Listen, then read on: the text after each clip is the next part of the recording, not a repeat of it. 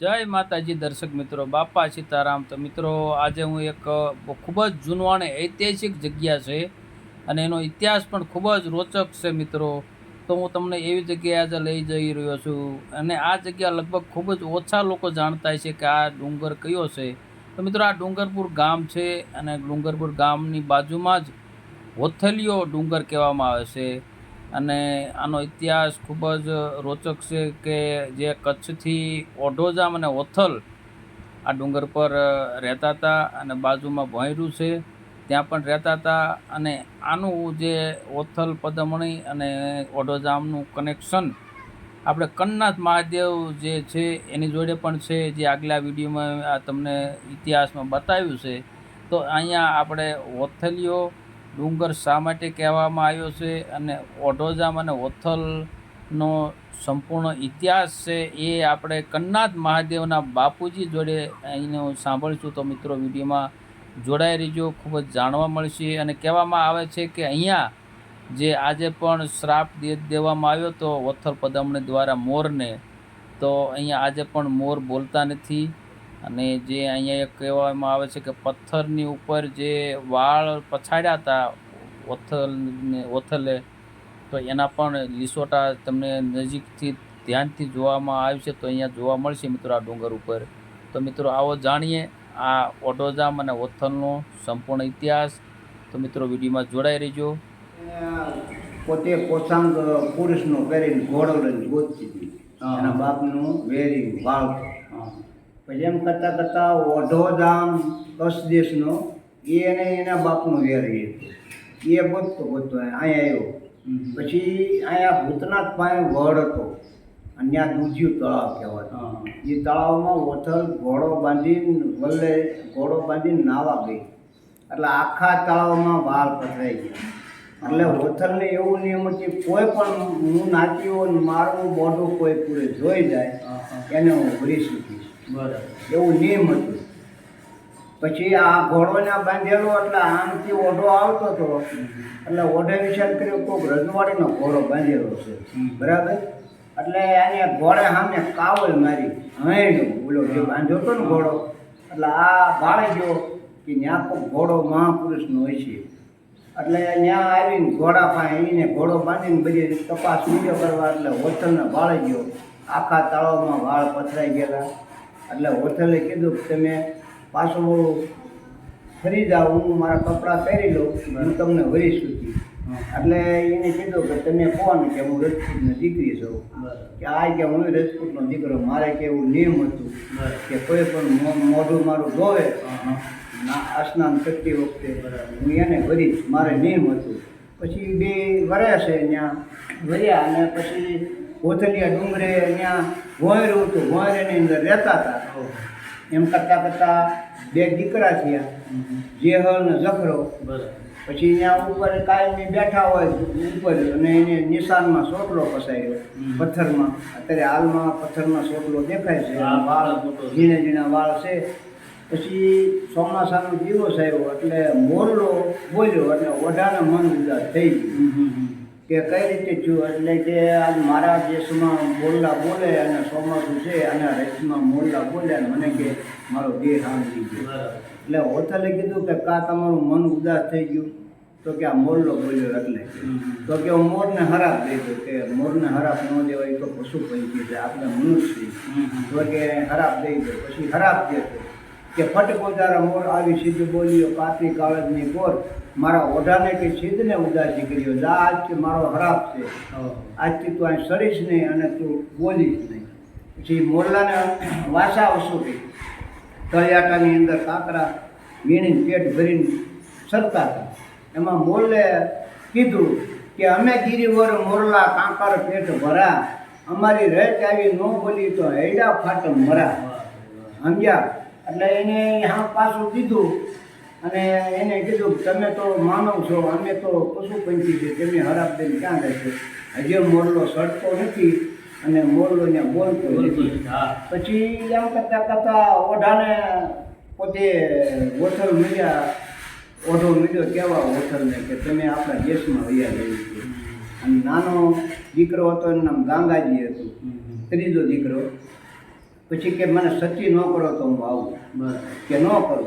પછી એના કસમાં લઈ જાય છે અને આ બે દીકરાના લગ્ન થાય છે, જખરાના અને જેહલના બેના. પછી જ્યારે માં પોખવા જાય છે ને ત્યારે એ છોકરાની વહુને ઓઢે કહી દીધું કાનમાં કે તમે પોખવા આવે ને દુખણા લઈને પાછા આવે ને ચેડા જાય લેજો હાડીઓ. એટલે એમ કીશે માંગો એટલે તમારે કહેવું ને તમે ને હાંડી. હા પછી એ પોખતા પાછા આવ્યા એટલે હાડીના ચેડા બે વહુએ જાળી લીધા. એટલે કે માંગો માંગો કે એટલે કે તમે ને આમે એટલે હોથલને ન્યાય હુમાઈ ગયા. પછી હમાઈ ગયા એટલે ત્યાં તો ભારે કરી, આ તો કે 10 અસર થઈ ગયા. પછી ત્યાંથી હોથલ ગીરમાં હોથલીઓ ડુંગર છે ત્યાં નીકળ્યા. અત્યારે હાલમાં હોથલનો ડુંગર છે, અહીંયા ભોંયરું છે, હોથલ કચરા છે અને ત્યાં સતી થઈ ત્યાં રહેશે, કોઈને દર્શન થતા નથી. અને પછી જે ગંગાજી હતો ને 7 વર્ષનો એ ભાગીને અહીંથી માંડવ ડુંગરમાં ગયો. માંડવ ડુંગરમાં જઈને ગેબીનાથના ભોયરામાં એને ભજન કર્યું. પછી એનું નામ ગેબીનાથ થયું. હા પછી ત્યાંથી એને પરસો પૂર્યો મોલડે આપા હતા એને, અને બીજો પરસો પાળિયા જ પૂર્યો, અને ત્રીજો પરસો સલાળા પૂર્યો. હા અને ચોથો પરસો થતા આપા ગીગાનું. જો આ ન્યા એને પૂરું થઈ ગયું. અને બાપુ કાંઈક એ પણ લોકવાયકા છે કે ત્યાં જ થેલિયા ડુંગરે રહેતા હતા ને આપણે કંગનાથ મહાદેવના એ તો આ દર્શન કરવા આવતા જ હતા અને આ પૂંજા ચડાવી વૈયા જતા હતા. ત્યારે હોટલ એક જ આવતી હતી, બાકી ઓઢો નહોતો આવતા. જ્યારે આ લગ્ન નથી થયા ત્યારે એ આવતા હતા. બસ પૂરું થઈ ગયું. તો દર્શક મિત્રો, આપણે લેરગીરી બાપુએ ખૂબ જ સારી એવી માહિતી આપી જે હોથલ અને ઓઢાધામના ઇતિહાસ વિશે, અને એનું કનેક્શન આપણે ગંગનાથ મહાદેવની જોડે છે, કારણ કે તે ત્યાં રહેતા હતા. ના એ મહાદેવના દર્શન કરવા પૂજા કરવા આવતા અને પોતાનું કંઈક પાપનું પ્રાયશ્ચિત પણ કરેલું છે, એવી લોકવાયકા છે. તો બાપુ ખૂબ ખૂબ આભાર. જય મહાદેવ, જય મહાદેવ. તો મિત્રો, હવે આપણે જઈશું જે હોથલિયો ડુંગર છે તેના પર જઈશું. ખૂબ જ અઘરું ચડામણું છે મિત્રો, અને અહીંયા એક ખાલી ડેરી છે ને 2 ખાંભ્યું છે, ઓઢાધામ અને હોથલનું. તો આપણે ત્યાં જઈશું અને દર્શન કરીશું, અને જે પથ્થર છે જે વાળ પછાડ્યા હતા હોથલે એ પણ આપણે જોઈશું, કારણ કે જે ખૂબ જ જૂનવાણી ઇતિહાસ છે જે આપણે સાંભળ્યો. તો ચલો મિત્રો, આપણે ખૂબ જ વાતાવરણ સુંદર છે, મજાનું છે. તો ચલો આવો દર્શન કરીએ ઓઢાધામ અને હોથલના. તો મિત્રો, વિડીયોમાં જોડાઈ રહીજો. અમારા ભાઈ જો એટલે આવી ગયા છે.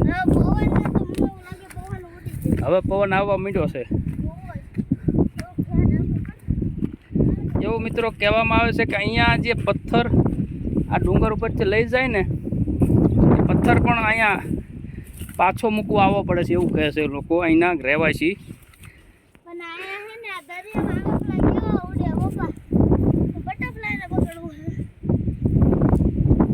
મિત્રો, તમે જોઈ રહેશો પથ્થર એટલે પથ્થર છે, જોરદાર પથ્થર છે. અહીંયા કંઈક અલગ જ પથ્થર છે. અમારા ભાઈઓભાઈને જો બટરફ્લાય પાછળ જ પકડવાનું બધું મન થાય છે. ખૂબ જ સુંદર મજાનું વાતાવરણ છે મિત્રો, તમે જોઈ રહ્યા છો. ખૂબ જ ચોમાસાની ઋતુ છે, તો ખૂબ જ મજા આવે એવું વાતાવરણ છે મિત્રો. હા, તો મિત્રો ફાઇનલી અમે પહોંચી ગયા છીએ જ્યાં આપણે સ્થાનક છે. અને મિત્રો, આ જગ્યા આપણે એડ્રેસ કહીએ તો આ એક્ઝેક્ટ કનેસરાની બાજુમાં છે. હળેંડાથી લગભગ 5-6 કિલોમીટરની અંદર છે. ડુંગરપુર ગામ છે, એની બાજુમાં ડુંગર છે. ત્યાં આપણે આ હોથલ પદાવણીનું સ્થાનક છે. અને આપણે રાજકોટ હાઈવે જે હળેંડા આવે ને ત્યાંથી નજીક છે મિત્રો. તો મિત્રો, વિડીયોને જોડાઈ રહીજો, ખૂબ જ જાણવાનું મળશે. અને ખૂબ જ મહેનતથી અમે અહીં પહોંચ્યા છીએ. તમે જોઈ રહ્યા છો હજી પણ શ્વાસ ચડે છે. તો મિત્રો, વિડીયોમાં જોડાઈ. આ તમે જોઈ રહ્યા છો પથ્થર છે, અલગ અલગ કલરના, અલગ અલગ રીતે છે મિત્રો. તો હવે આપણે અહીંયા જે સ્થાનક છે જે હોથલ પદામણીનું, ત્યાં જઈશું. અને ખૂબ જ નાનું એવું સ્થાનક છે મિત્રો, પણ ઐતિહાસિક રીતે જાણવા જેવું છે મિત્રો. આ બાજુ એક ભોંયરું છે, ભોંયરું પણ છે એવું કહેતા હતા, પણ આપણને ખ્યાલ નથી ડુંગરોમાં કંઈક. તો મિત્રો, તમે જોઈ રહ્યા છો અહીંયા જે હોથલ અને ઓઢાધામનું જે ડેરી કરવામાં આવ્યું છે, અને એમાં 2 ખાંભી પણ છે, જે તમે ધ્યાનથી હું બતાવું છું 1 મિનિટ ઝૂમ કરીને. તો અહીંયા જે ડેરી છે એ ઓથલ અને ઓઢા ગામની છે, અને એમાં જે સ્થાપના કરવામાં આવી છે, જે 2 ખાંભી છે, તમે ધ્યાનથી જોશો તો તમને દેખાશે.